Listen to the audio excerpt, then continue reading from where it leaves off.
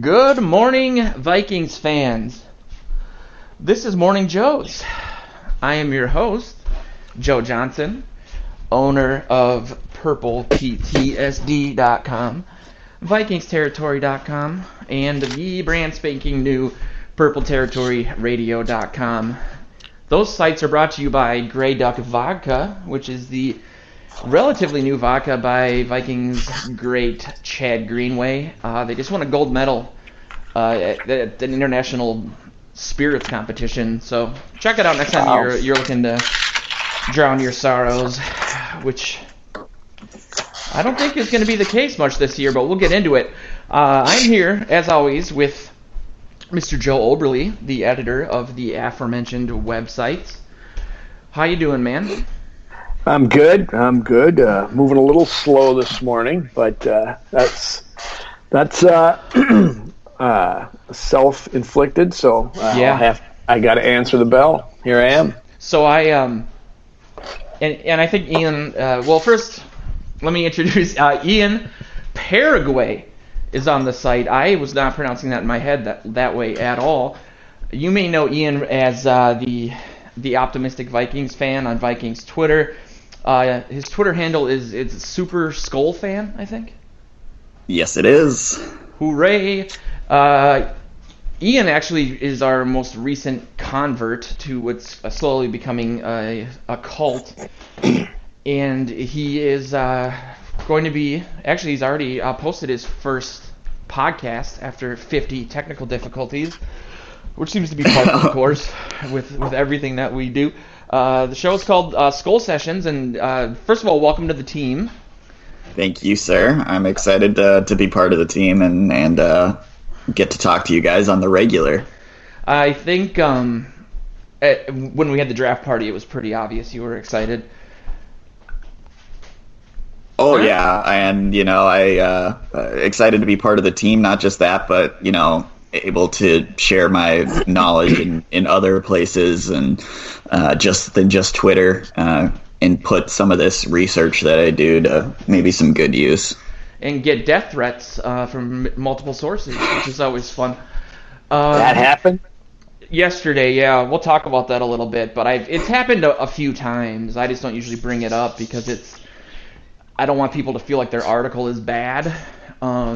And I'm pretty sure it's just my dad sending me them, but it's a fun thing that we do. Do you want to kind of really quickly explain kind of the philosophy behind what you're doing and planning to do with your show and like when you plan to record, so on and so forth? Yeah, so like Joe said, it's called Skol Sessions. Right now I have two regular guests that I'm going to be having on the podcast, one of which is Reed Johnson, who is also writing for Purple PTSD. Last week was our first episode, and we kind of just did a draft recap, which is what I think all the podcasts were about last week. Yeah. But this week we're going to kind of do a little bit more of a deep dive. We're going to be recording tonight an episode where we do a deep dive on the wide receiver position and how it's going to look potentially beyond just Diggs and Thielen, which we all know are going to be stars still. But just with the two rookie 7th rounders, with a couple of undrafted free agents, and then even a free agent that we picked up in Jordan Taylor, kind of just looking at what all those players, the pros and cons of each player, as well as which might make the roster. And we're even going to talk about the potential of picking up a veteran off the free agent market in that Ian, we're in the land of spoilers, so come on, give us some. Give us what. I don't do spoilers. Whether it's Game of Thrones, whether it's Endgame, whether it's Vikings pre-talk of my podcast, I won't give too many spoilers. Yeah, I don't want to spoil Endgame, but I'm a huge Marvel nerd, and this won't ruin anything.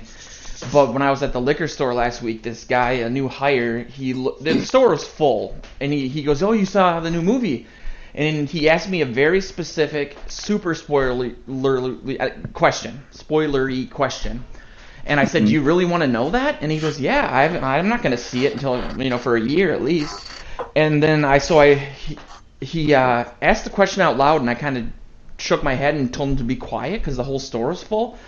And then he goes, "No." And everyone in the store, even like 60-year-old women, were like, "Why did you just do that?" I'm like, "Oh my God, I'm the worst person alive. I'm like Shady McCoy on Twitter, just ruining it for everybody." It's cool that you brought up the wide receiver position because that's something that we were going to kind of preview today too. Getting some of the news out of the way. Really, the main thing I think was the rumors about Kurtz, who seems to be the chameleon of the defense, potentially being moved to like a hybrid linebacker role. And I had the worst flu of my entire life this last week, and so I kind of was disconnected from that and everything except for like an IV drip. So where did that lead off? Was that a rumor, or how did that come up, and where are we at with that?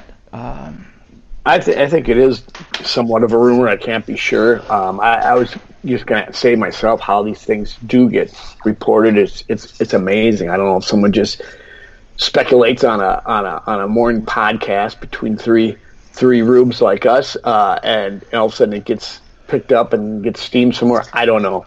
Maybe Ian knows, but I like to see them maybe look at that. But I'll believe it. I'll wait till I see it before I go too much into it. I mean, they love position flexibility on this coaching staff does. Yeah, and a guy who can to do something like that. I mean, there was. Maybe they want someone who can, from a depth perspective, fill in at a couple spots. They have linebackers. Some people are saying, I think it was Ian who said he didn't like. Was you that said he didn't like how?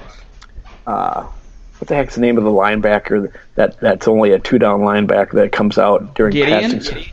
Yeah. Gideon.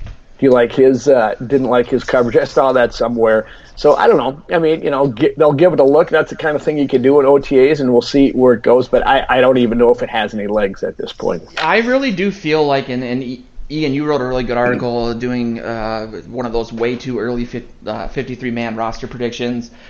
And what I gleaned from that, and just in general, with the salary cap and just having depth and stars at all these different positions, that the guys that are going to end up making the team that are on the bubble are going to be guys, like you said, Joe, that can do multiple things, especially for all the wide receivers, which we'll, again, preview in a minute.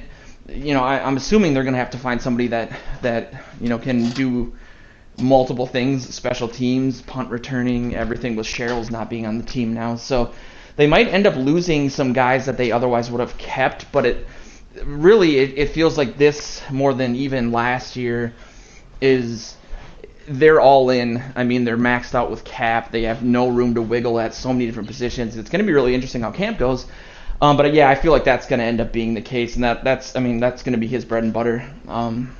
Curse, I believe, and I liked him. When he was playing at nickel last year, he's big, he's physical. I could see him, doing multiple things. It just depends on how that shakes out. What do you think? I think when you're looking at Curse, he with the big nickel kind of position that he played last year. Mm-hmm. I think that him just training at the linebacker position is going to give him more play time. I think it's going to be kind of the situation where Barr was getting reps in training camp at defensive end, but he didn't really do all that much defensive end work in the regular season. That was the big hype last year. Yeah, so I think it's going to be similar to that kind of situation where they are going to just train him in that outside linebacker position and not actually make him an outside linebacker, more of just, that big nickel who can cover more of the field because he is... Gideon's out there? Well, instead of Gideon, I think, you're looking at you're putting Curse in instead of Gideon because he is so much better at coverage and those kind of skills. So Curse is one of my crushes. I love Curse and how he plays on this defense. So him just being able to get more playing time regardless of position. And that's maybe what they're trying to do. Exactly. They're trying to find ways to get him. He's a good player. Get him on the field more. See, find different ways to use him. And you guys talked about the Anthony Barr, doing drills at defensive line, and he was doing them. I mean, we saw it every time when we were out there at TCO. He was doing it, and I don't think they're doing that kind of thing for nothing. And they're not doing it just so that we have something to write about and speculate about and titter back and forth on Twitter about. But it's something they would probably use in certain packages or against certain teams, and not something they would use all the time. And, just so they have more flexibility like we talked about earlier. And I think you're right, Ian. I think that's exactly what they're going to do with. They may want to do that with Curse as well and see if this works for him, and they can put him in some different packages that gives their defense a different look for a quarterback that they haven't seen. So we'll see. Yeah, and Joe and I, and you also on your show, as you mentioned, Ian, covered the draft pretty extensively last week, and we didn't really, just because of our biases or my biases as a guy that just loves the offense and wide receivers, didn't talk a lot about the defensive picks. And I mean, it wasn't a huge defensive draft by any means. But I wanted to get your guys' opinion on Cameron Smith, how he might fit in. Reading about I do feel like in my argument for going offensive line more often in recent years, it has been that you have Jason Wisnowski from Vikings Spin it was Connor Wickland wrote an article about how the Vikings have been the only team that have been consistently in like the top 10 of defenses every year. Usually a team will be really good and then they'll be bad, and they'll be like the Seahawks, for example. And his point was that they've really heavily invested in the defense, obviously, in the draft, but the reason they're so successful is because they've been really good at identifying talent and developing that talent. There hasn't been, percentage-wise, as many busts for their high-end picks as the league average is. And you juxtapose that, though, with these guys like Cameron Smith, who they got in the later rounds and could easily develop into a guy like Everson Griffin, who I think was taken like at 100. And I just looking at his accolades and the fact that he in 4th grade was playing against 8th graders, I'm surprised he was available at that point. But he looks like he could be like a stud. As far as Cameron Smith, that pick kind of surprised me, to be honest. I didn't have quite as high of a grade on him going into the draft. And I think they may have panicked a little bit, because I think their plan was to get Blake Cashman in that round. And Rick Spielman even mentioned in his post-draft presser that there was a point where he tried to trade up unsuccessfully, and in my mind, there's no doubt that was for Blake Cashman that they were trying to trade up for. So I think that they did kind of fail in that attempt to trade up, and then kind of panicked and went with the same sort of position. It's called the Treadwell effect. Yes. Or even the Christian Ponder effect. But I think with Cameron Smith, I see him more as a middle linebacker, and they were kind of lacking in the depth at middle linebacker, with both Gideon and Eric Wilson being more outside guys. And with Cameron Smith, I think he could do in a pinch, but I think more than anything, he's going to be a special teams kind of guy, for the first couple of years. It's just, do you think he's more of a potential 3-down guy as compared to someone like Gideon, though? I guess I'm kind of comparing the two. I don't, not right away, at least. Yeah. Especially with our defense right now, because we have both of our 3-down linebackers in Kendricks and Barr, and that'll be set for years to come. So unless knock on wood. unless Injuries. Cameron Smith like really shows out and really does something off the wall crazy good, I can't see him being a 3-down back anytime soon.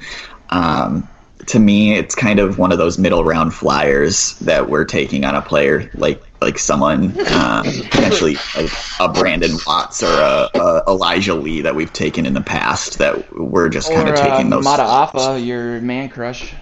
Yeah, I love Mata Afa, and I think like Joe was talking about earlier, why I like Mata Afa is because he can play so many different positions too. He's smaller. But he played pretty much exclusively in college as a defensive tackle, but he's super small for a defensive tackle in the NFL. So he has been getting reps at linebacker and defensive end and those kind of things. So I think they're really wanting to play around with where Mata Afa could play, and so he's kind of got that edge to him where they just want him on the field somewhere. So the reason that I was familiar with you from Vikings Twitter.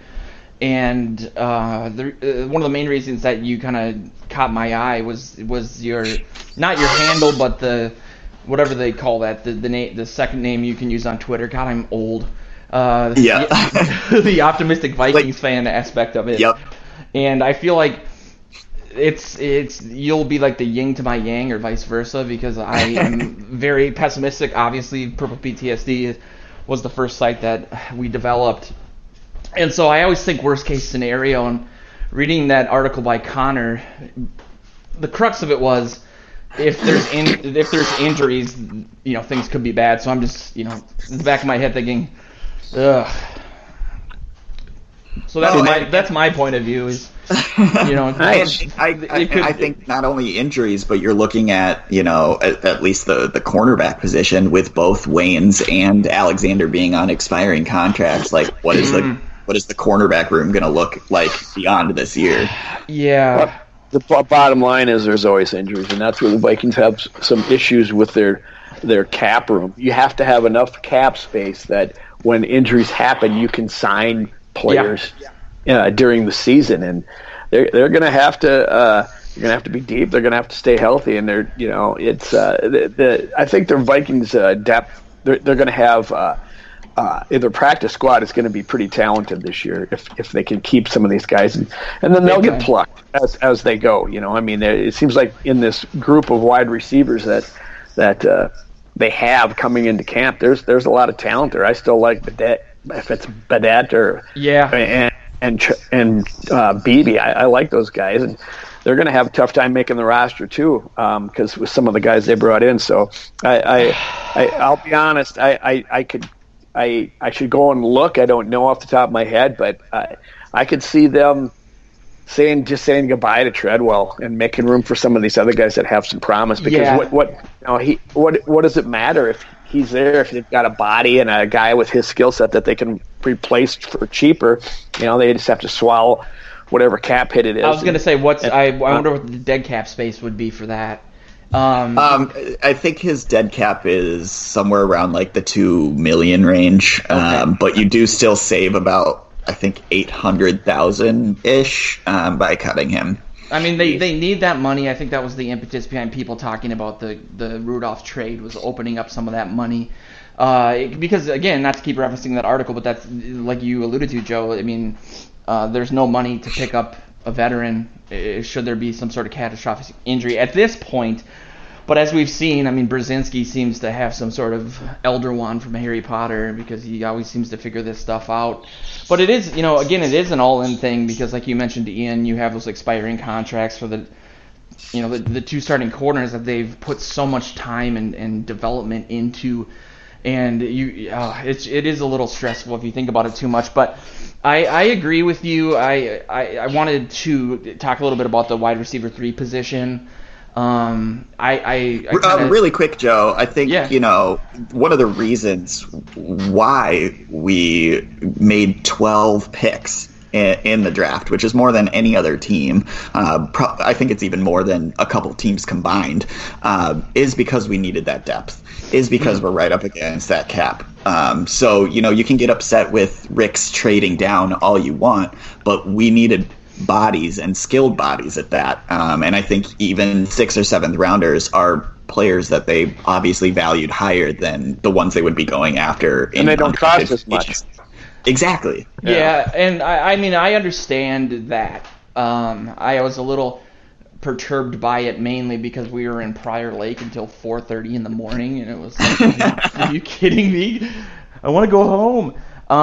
But yeah, I mean, drink enough Grey Duck, I think, was the problem. Yeah, I haven't. I mean, it's so different. As not to get all dark, but as someone, I had my 6 years of sobriety on the 15th of April, and anyway, Joe, watching football without alcohol is like very different. But if you guys knew me back then, man, my articles would have been hate crimes. But yeah, talking about the wide receiver 3 position, I didn't even really include Treadwell in that conversation, not because I do think they're going to get rid of him, but because I don't think he's a factor. As we've seen, and as everyone knows, that with the 1-2 punch that they have and where they line up across the field, really you need a guy like Aldrick Robinson or Jarius Wright who, when he's called on maybe twice a game to pick up a clutch third down, can do that. And Treadwell has shown that he can't do that. I had a really interesting quote-unquote debate with a guy at the liquor store who was telling me that Treadwell is good, but he hasn't had a chance to see the field just because of how good Diggs and Thielen are. And I'm like, well, that's not really true, though, because he's had opportunities and he's not capitalized on them, and so why would they give him more? He's not tough enough. He's just not tough enough. He has trouble separating. He has trouble making the tough catch in traffic. He has I don't know how good or bad his routes are. I don't think they're great. He has a number of issues that keep him from getting those opportunities. I'm gonna slightly disagree with that, Joe. Actually, I think the talent is there. And that one catch that he had against Green Bay, that was like a one-handed like circus catch, shows that the talent is there. I think he's got so many like mental problems. Yeah. And he's not catching on to the game mentally, and he's not, maybe focusing on the game as much.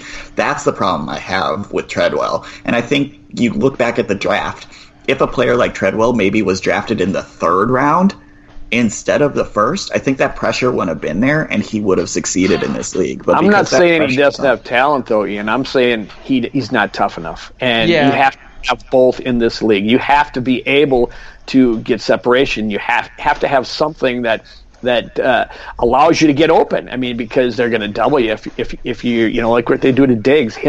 His precise route running, him and Thielen. That's how they get open. He doesn't.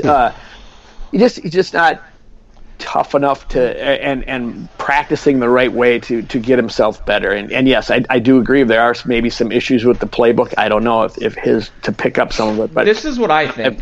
I've talked to some people behind the scenes, and toughness is an issue with him. And I'm not going to see when he was coming out of college. My biggest problem with Treadwell was his smarts. I'm not trying to knock any of our players or anything like that, but he was one of the lowest tested players academically. That kind of I'm actually writing my manifesto about my Big Ten versus SEC theory as pro players, and the main component of it is the education level and the standards that the Big Ten has that the SEC doesn't have, and I think that creates a work ethic that translates better to the NFL. But my thing with maybe a lawsuit. And maybe it'll create a lawsuit, so be careful. Any press is good press. My thing with Treadwell is, back when they were looking at him, I wrote an article that said, here's the receivers I do want, but there's one guy I don't want, and it's Treadwell. And we did a live chat. The first thing I said was anyone but Treadwell. If you go to his mock draftable, what he was known for in college, and I know he had that catastrophic injury, and I don't know how much that plays into it, but he was the type of guy who was supposed to run 10, 15 tough yards, jump up and get contested balls with his ups and his strength. Because we had Teddy Bridgewater, and I went to almost every home game at TCF Stadium that year, and every passing play was just a 10 to 15-yard button hook first down. They weren't stretching the field. They weren't doing any of that because Teddy had problems with that. So they drafted him for that reason, and then things changed. And if you look at his combine scores in regards to His vertical jump was in the bottom 20th percentile. His upper body strength, I think he had like 10 reps. I could do 10 reps. It was like, how is this guy who's slow but supposed to jump high and out-muscle grown men on defense, but he's slow, he can't jump, and he's weak? I didn't understand how a one-trick pony who didn't have really a trick would work, and I think that's part of the problem. But Joe, you mentioned Jeff Badet, and he was the guy that I listed as I put a heart next to his name, because I think that the Vikings, speaking of practice squad, I think they had to pay like $75,000 to keep him, so the Jets couldn't snipe him. He has the right combination of things, depending on what they're looking for from the third person. I mean, he's not that big. He's only like 5'11", 180, but he's a 4.2, 740 runner. He can return punts and kicks. I mean, he's perfect for the guy that throws a bomb all 4 downs on Madden, which is me. So I think he is really intriguing. And to kind of do a throw out, Reed Johnson, who I'll be having on my podcast tonight, I think is coming out with an article later today, specifically on Jeff Badet. So there's something to look forward to as well.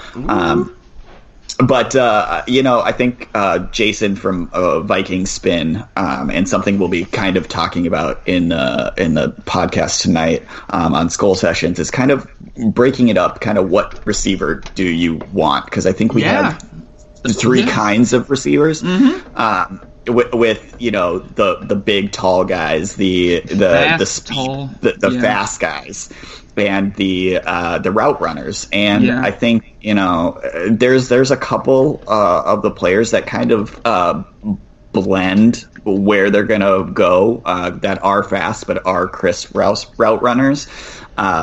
They can return kicks. Yep, exactly. And I think because of, honestly, our lack, I know people always talk about our crazy depth at cornerback, but we also had Marcus Sherrills playing cornerback last year. So I'm actually going to look at a wide receiver more to be our punt returner, which is a competition I'm really looking forward to, is the punt returner competition. Yeah. So I think you're going to more look at the wide receiver position as someone that's going to also do that. So I do think you're going to have probably one big tall guy, one route runner, and one of the crisp route runners that ended up making the roster. And if you keep 6, maybe another one that can do a little bit of both. But it's going to be a really interesting camp battle. And honestly, with the talent that we do have beyond Diggs and Thielen, I think you're probably gonna have to truly consider cutting Treadwell, and say, sorry guys, we screwed up on that one. Wouldn't Jordan Taylor be which is better really hard at that? For that, he's the biggest guy on the wide receiver roster. I think he's like 6'5". He's a Kubiak guy. He was, obviously he didn't play last year, and he's coming off of, I think, 2 hip surgeries. But you would think that him having that leg up with Kubiak is kind of should be the death knell of Treadwell. Thank God. Well, but I think it really matters how he's coming back from those injuries, and we'll have to see him on the field before we can truly judge if that's if Jordan Taylor is the kind of guy that can take over. He is just. I think last year before his injuries, he was fighting for that wide receiver 3 spot on the Broncos. So I think that he really could be someone to keep an eye on. And right now, going back to my article and the way too early 53 projection, I do have him making the 53. So it's, I really like how his style of play, but the injuries are everything with him. Can he come back from those 2 hip surgeries? Have you seen him at all, that'll decide it. No, I haven't. That'll decide it, because they went out and got him for a reason, paid money to get him, to sign him, and he, like you said, he does have Kubiak in the whole offensive room knows what they're getting. So they're the kind of guy that they want to succeed. It depends on if his body will let him play. Because I really feel like he could be in the mix if he's healthy, just like you said. So let's look at the position battles and start with the quarterback position, which I'll actually start on a kind of a tangent. because Joe, you were at the rookie camp and you wrote a really great article on Browning, who's actually friends with Cameron Smith. I believe they've known each other forever, and they were texting each other after the draft, and he really wanted to come here. I think he had some sort of communication or relationship with Kubiak. I know Mock Draftables isn't the Bible, but I looked him up, and I thought it was interesting that he was compared to, just based on his combine scores, three guys: Lamar Jackson, Teddy Bridgewater, and Jared Goff. And I thought, ooh, that's intriguing. I mean, the Vikings love to develop a third guy. So the question is, well, I'll kick it to you, Joe, about your story, but with that in mind, how that will affect the Mannion signing, and if there's any repercussions if they were to cut him, and would that affect the salary capital? I didn't have time to look that up. Yeah, it's worth looking up, maybe while I'm blathering on here, but it'll be a really good battle. There's no two ways about it. They are going to battle in camp. I was out on Friday. I was out at TCO for the rookie camp, and we didn't get to see much of the media, but what I did, I kind of zeroed in on the quarterbacks, and with the Browning, looks good. He looks confident when he came off the field and talked to reporters. He's obviously been there before, and it was interesting to hear him talk about when someone asked him about his big sophomore year where he just went crazy. Is that when they made the semifinals in the college playoff? I believe so. At 43, I think he had 43 touchdown passes, which was, it is. It was insane. He says, I get that question a lot. Yeah, I suppose. Well, then he had injury problems, and he's coming off, I think. One asked him about his shoulder, and he says it's 100%. It's fine. It's good to go. Of course, that's what you expect him to say. But it's kind of a similar thing with him, too. I think he's got the tools. I think he's got the smarts and the know-how. But you got to see how he recovers from an injury. I believe it's his throwing shoulder. And then he also had knees back after that big season. So it's that will dictate it for us, but I think they're going to give him every opportunity. He was very excited to be here, so he said several times, and this is a place where he wanted to come. I see him, very possibly if he does rebound physically to win one of the backup spots. And I don't necessarily. I think I saw in your article, Ian, where you had Slaughter making the team, and he's got to be looking over his shoulder right now too, because he's been around for like 2 or 3 years. I think this will be his third year, and he still hasn't moved onto the field, in any form or fashion. He hasn't had the opportunity for sure, but to me, he's more of just an arm that they would like to see if they can develop into a quarterback. And if they got one who's more fully formed in Browning, I could see him knocking Slaughter out of there. Mannion's dead cap hit would be $90,000. Yeah, so, very minimal. It's a drop in the bucket.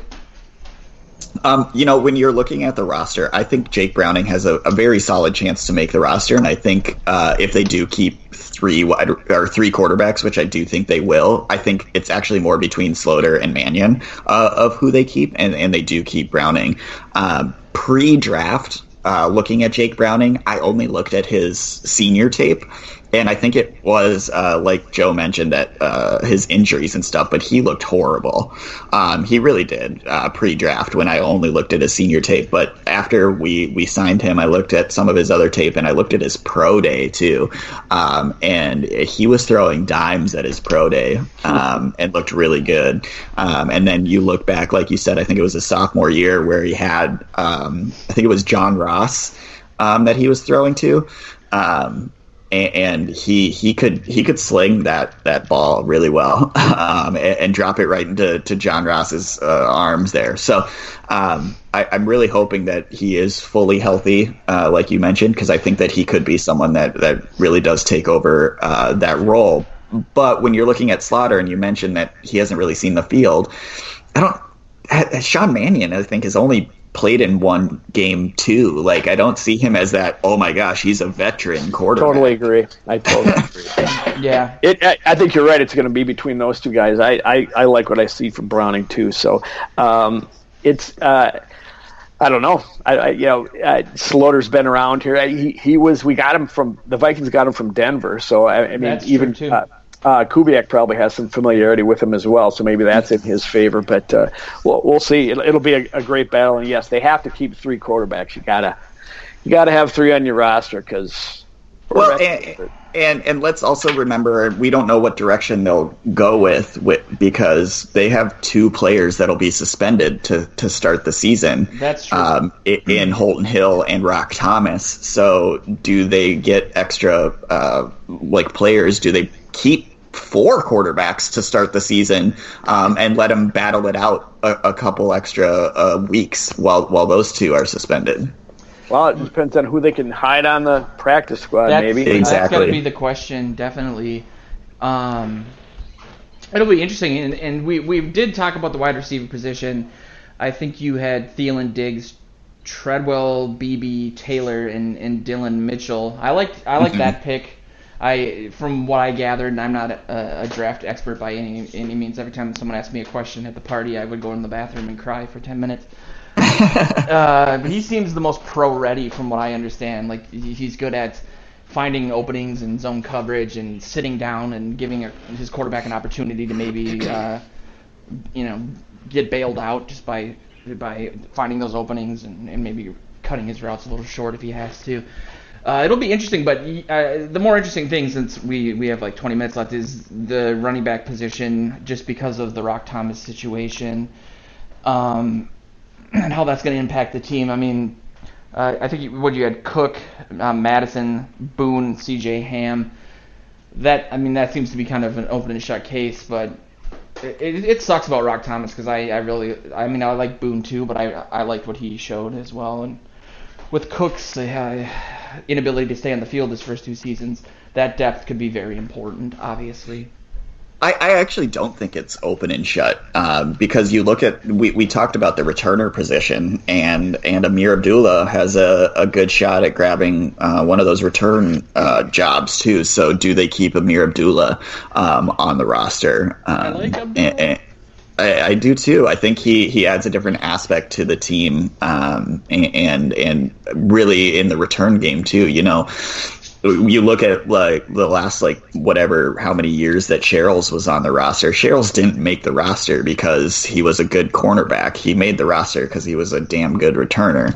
Best returner the team's ever had, probably. Exactly. So does someone like Abdullah just make the team because of his return ability? It's possible. Did they sign him? Did they sign him here in the offseason to another contract? Isn't that right? They did. Correct. Yeah. So that's a signal right there that granted they didn't know what they were going to get in the draft, but that if they didn't have some plan for him making the team, they wouldn't have wasted the money, especially given their cap space problems. So I think he's got a good chance to be that return guy and a add running back depth. That may be where whereas Sherrills was the added cornerback depth as a return man. Maybe he'll do it this way. So. Let's see. Yeah, and what was your take or grade on Madison before the Vikings picked him?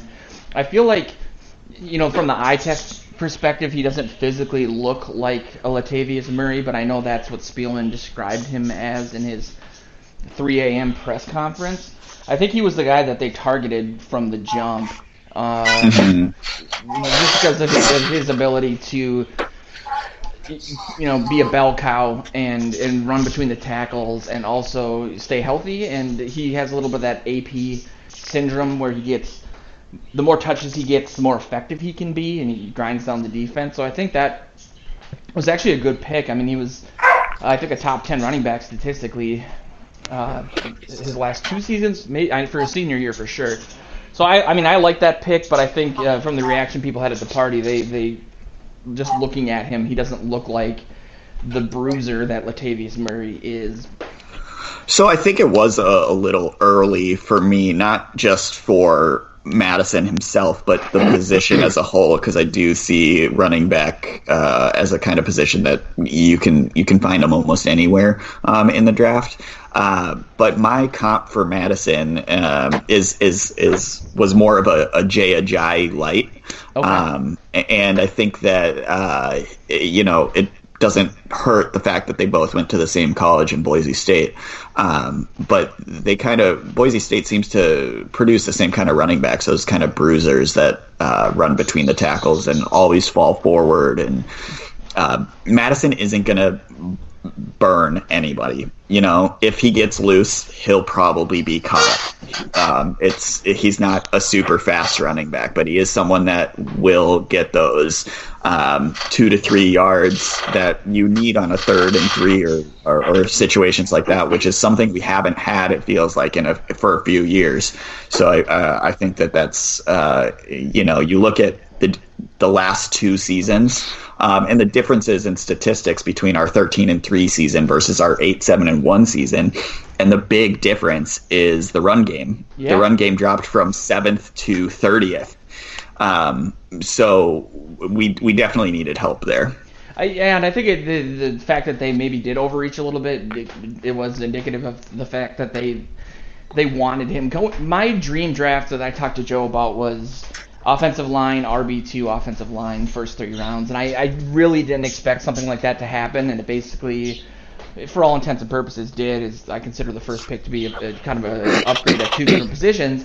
But I think it shows how important they understand they've identified what their problems are, but on top of that, I don't think they have, for logical reasons, complete confidence in Dalvin Cook's ability to stay healthy, because he's had 2 non-contact injuries that have been relatively devastating. So I think they said, we got to get somebody, not necessarily, and I'm not bashing what you're saying, but picking up in this league, you can find running backs anywhere, which is true, but I think they wanted to get somebody who they considered to be maybe a top tier guy on their board because of Cook's inability to stay healthy so far. And they want to run the ball. Mike Jones wants to run the ball. So I mean, look at where their early picks went.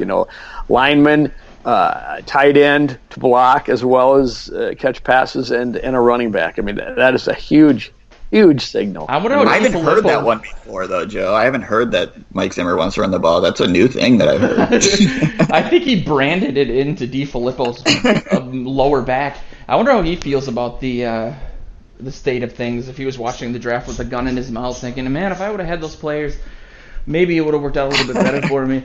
I do want to bring up. There was a Ian Rappaport tweet that said a lot of running backs coaches, they didn't necessarily have Madison as their top graded running back, but they all, like a lot of them, had Madison as their favorite back. Which I think says a lot too, not just by his running style or anything like that, but just the character that guy exudes, and such a good guy overall. And I think he can bring up the morale in any situation. Did you see him at rookie camp, Joe? Who did you say? I'm sorry. Madison. No, I didn't. He was there, but I didn't hear him. I guess he did. He did a presser after, so I jumped in for a little bit of it, but I didn't really pay a lot of attention to it because I was working on something else. But no, so I didn't really get to see much of him. That's a long, convoluted way of saying no, Joe. I didn't. Next question. I told you, Ian. We always fill the whole hour, and that's how we do it. Tricks of the trade. Joe, you did basically get your dream draft though with the RB2 and 2 linemen, because I think you can consider Drew Samia I had a 3rd round grade on him, so he was basically a 3rd round pick in my opinion too. So I love that pick. I love the Bradbury pick, and that's a good way, not to interrupt you, but the story from yesterday, since Joe, you weren't aware of it, I kind of explained it on Slack, but we're working with a website called lineups.com and depthcharts.com that provide all that statistical data. And one of the guys there is going to be intermittently writing articles for VikingsTerritory.com, and he did a kind of an outsider's perspective draft grade for the Vikings. Because we're all super biased one way or the other, and so I always think it's fun to see somebody that's not so entrenched in the Vikings writers' sphere and what their opinion is versus what our opinions are. And I think his final grade was a B+, but the point of contention was, in talking about the Bradbury pick, and I'm not going to defend the language he used, because this is the kind of stuff that keeps me up at night, and it's why I talk so much, and why my articles are always 5,000 words, because I always over-explain things, because I don't want there to be nuance, because when there's nuance, people form their own conclusions, and they get angry about it. On top of that, when you're ranking or giving grades, no one's ever happy with those. They're either too high or too low. There's very few people who are like, yeah, I completely agree with you. So his take on the Bradbury thing was, going into the draft, not many people thought the middle of the offensive line was a weakness. Now, he meant that not many people thought Elflein needed to be replaced at center, which I do think that while some people like me said, and Joe, you can back me up on that, we talked a lot the last couple of weeks about maybe moving Elflein to guard, and you said, well, if there's no evidence, it's speculation, but that could happen. So people were talking about it, but it wasn't like a foregone conclusion. Most people were saying guard, guard, guard. So he meant by middle, he meant center, but people interpreted it as the interior of the offensive line. So they were talking about the guards and how bad they were, and they're like, who is this guy? And so I got like 10 emails to my personal email. I don't even know how people find my personal email, basically telling me to kill myself, because none of us understand that the offensive line at the guard position was a issue. And so I did want to clarify that, because there's like a million comments there, but that's where that came from. And again, I will say really quick though, like just last year, if you look at just last year and you look at Tom Compton, Pat Elflein, and Mike Remmers, Pat Elflein had the worst grade out of those three guys. Yeah, I mean, he did. I know. Statistically. Sure. And so but whether that is because of the two guys he had on either side of him dropping his grade, those injuries did get to him, and he wasn't fully healthy, I don't think, the entire season. Of course. So I get it. I get that. But Brett Jones can also play guard too. Or I'm not Brett Jones. Bradbury can play guard as well. So I think you're looking at competitions there. But Pat Elflein has played a lot of guard in his college days, and I think that's always been a more natural position too. Well, he said it in his rookie year with the Vikings, obviously, that he was more comfortable playing guard. And so when asked the question, Zimmer says, "We'll see. We're going to have they're going to have competition." Okay. He said they asked him point blank if Bradbury is going to take center, you're going to move Elflein, and he says, "We don't know what we're going to do yet. We'll have to get out there and line up." So he didn't.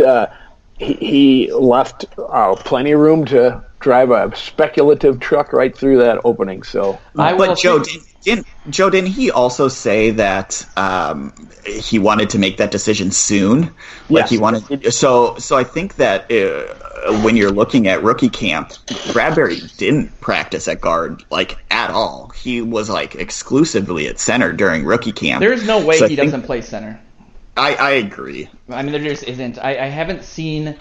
And there's a lot of hyperbole this time of year, obviously, but I mean, I was watching some clips on YouTube this morning prepping for the show, and getting into some of the NFC North grades, and everyone's so enamored with that pick.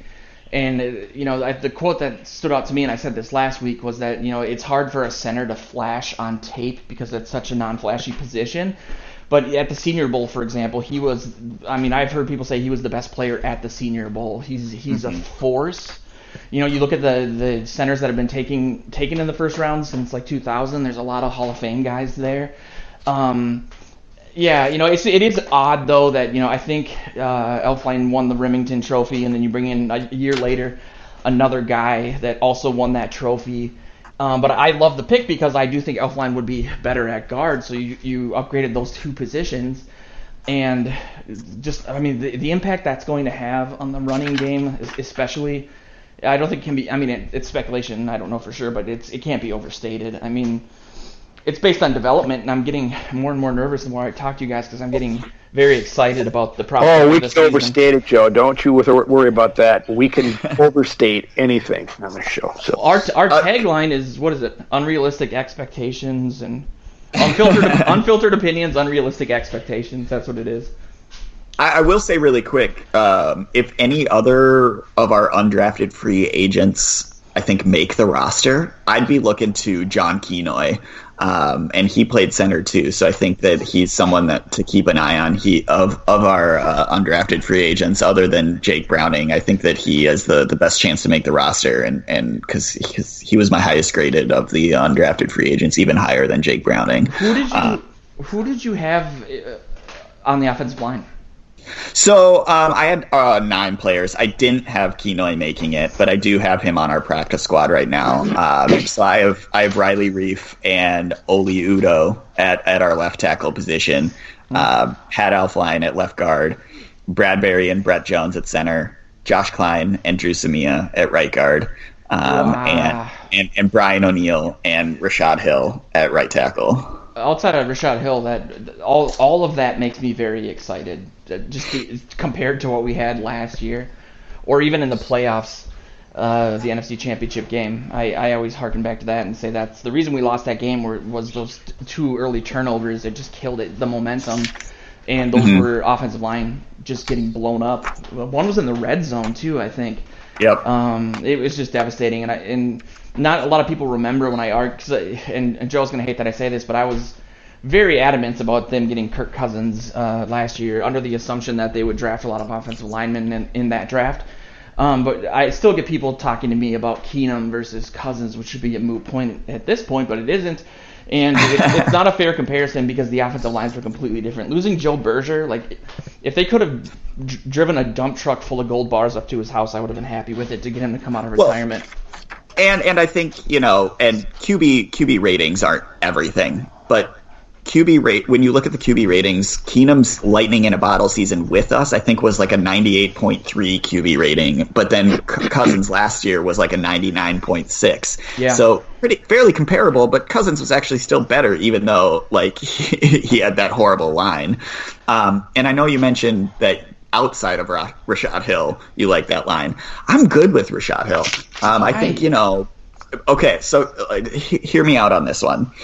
I don't know if I want finding a swing tackle that can play both tackle positions with starter experience. Yeah, he does have starting experience at $2 million a year. You're never going to find that anywhere. Yeah, but I understand that he has the familiarity too, but he's a complete liability.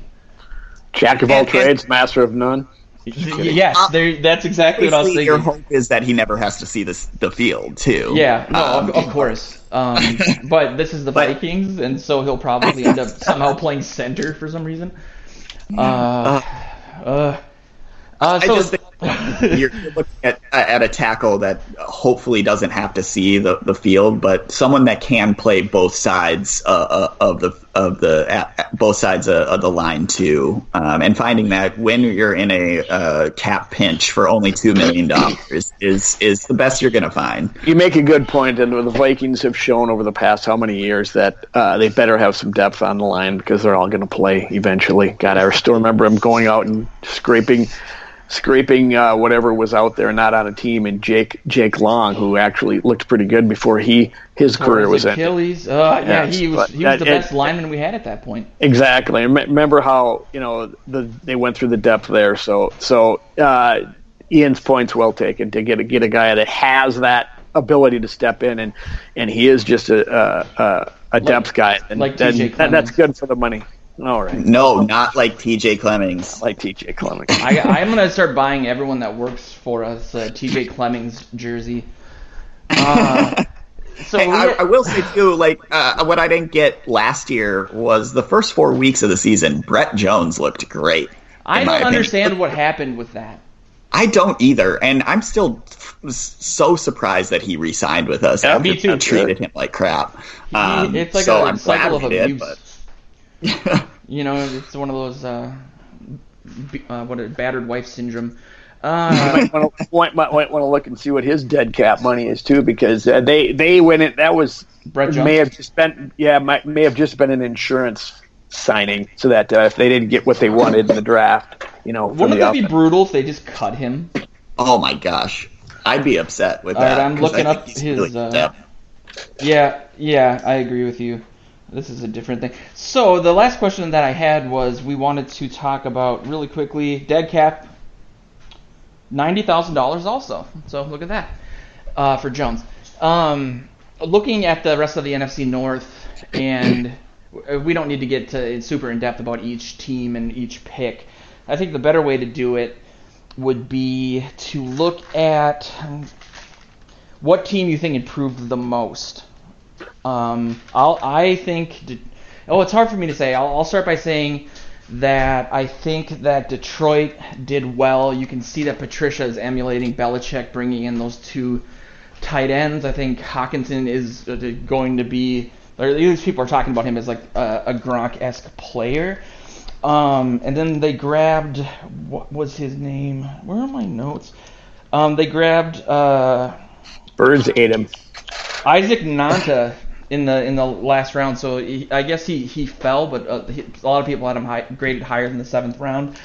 And then you look at Chicago and what they were able to do with not having a pick until the 3rd round, and they picked up David Montgomery at the running back position, who's from Iowa State. He's kind of a bell cow too, as far as I understand, and they said that he's a massive upgrade over Jordan Howard. And then they also got Riley Ridley, the wide receiver, who could be something that the Vikings might have to worry about in the coming seasons. And then they got what's his name, Kareth White Jr., another running back. So Green Bay went a lot of defense, and they have a lot of holes, and I'm not too worried about them, despite the fact that they're always like picked as Super Bowl champs just because of he who shall not be named. But I feel like Detroit with Stafford in that tight end position, that's going to be big.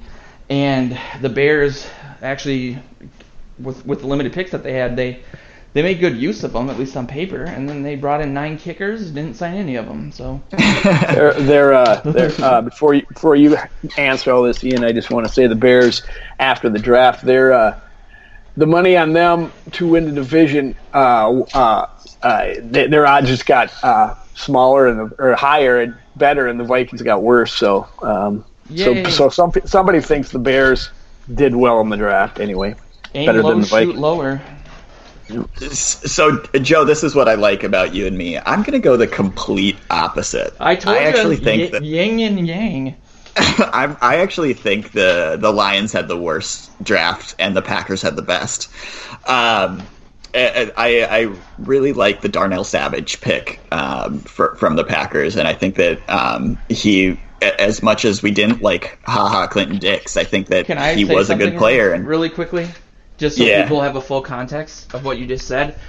So at the draft party, which was really, really fun, and I hope more people will come next year, we'll have it more centrally located, but it was amazing. I mean, we had a great time, even though Joe refused to golf because he didn't want us to know the truth.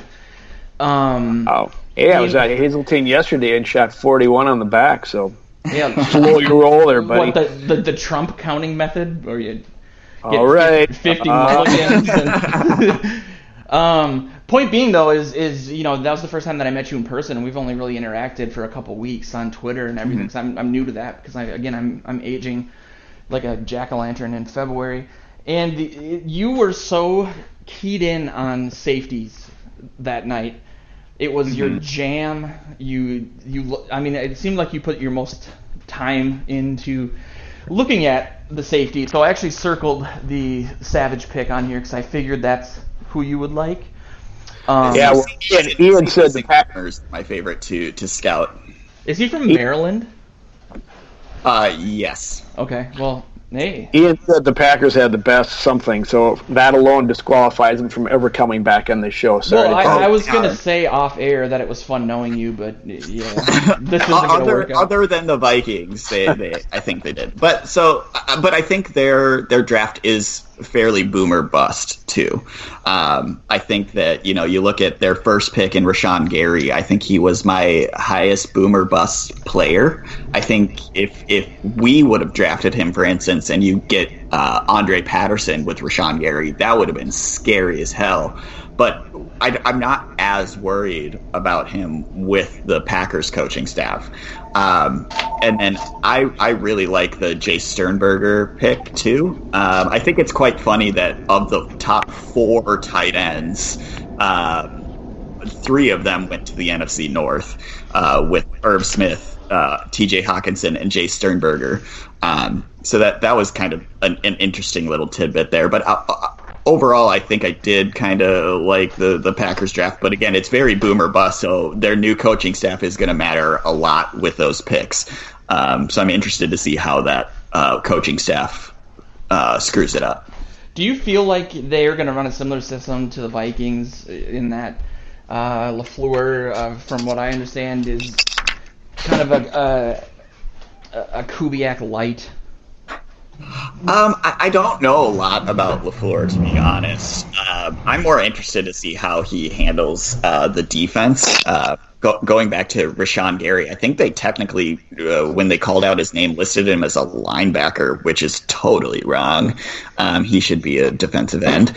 So there's one way they're already screwing it up. But I don't know if they're running a 34 or 43 defense with their current coach too. Yeah. But I think that their offense could improve. Their offense was pretty bad last year, so I would expect it to improve a little bit. I don't know how much. And again, he who shall not be named is always a threat, but he needs weapons, I think, to throw to as well. He's not just someone that can throw to Joe Schmo like Tom Brady can. So we'll see how their pass catchers do beyond Devontae Adams. I don't know if the Packers have announced the type of defense that they're going to run. I just looked it up real quick, and the quote is, the Packers should utilize a 4-3 defense. They hired ex-Browns head coach Mike Pettin. It can be argued that their personnel is better suited to run a 4-3, but they've been running a 3-4 since 2009. So there you go. I should have asked you guys before this, but I'm trying to see if we should do a Q&A on Skype after this, if I can figure out the technical aspect of it. So if you guys have like 10 minutes to stick around to answer fan questions, that'd be cool. I'll try to get the link out on Twitter if that is a thing. I'm having some technical difficulties, but I think we'll be able to figure it out. If you're available, Joe, if you have to go, that's cool, or if Ian too. Otherwise, I can stick around. Okay, yeah, I wanted to restart before I murder my birds. I wanted to restart some of the smoke break Periscope video stuff. So if you're listening live, that'll take place probably in about 5-10 minutes. Check our Twitters at PurplePTSD at PurplePTSD at Viking Territory and at Radio Territory for PurpleTerritoryRadio.com. Really keep an eye on PurpleTerritoryRadio.com because we are working with a few different Minnesota sports-based podcasts and radio shows. We're working with KNSI Sports out of St. Cloud, the North Star Sports Podcast. We are also working with the guys from Climbing the Pocket and Skol Hole, and obviously we have our own network of shows. The Skol Sessions being the newest one, Morning Joe's being the flagship that everybody loves, and people keep driving by my house, and it's just awesome. But I'm really glad that you're on the team, man. I really wanted to thank you for that and for the time that you've been putting in. You know, it is fun. You know, I like to be sardonic and complain a lot. That's kind of my personality. But it is a really fun gig, and we're growing really fast, and there's a lot of great things on the horizon. So you joined at the right time, and so thanks again for coming on the show. And what time are you guys recording or going live tonight? I don't know because we are still having technical difficulties. So so Kirby is going to be helping us out. So I don't know if he has it go live or not. Okay. So see. Do you know what time that might be? It would be 9 p.m. Central Standard Time if we do go live.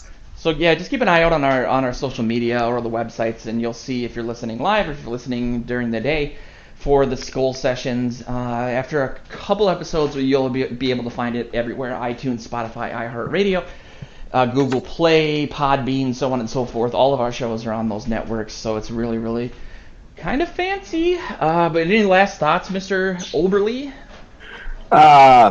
No. Yay. That's the way I like it.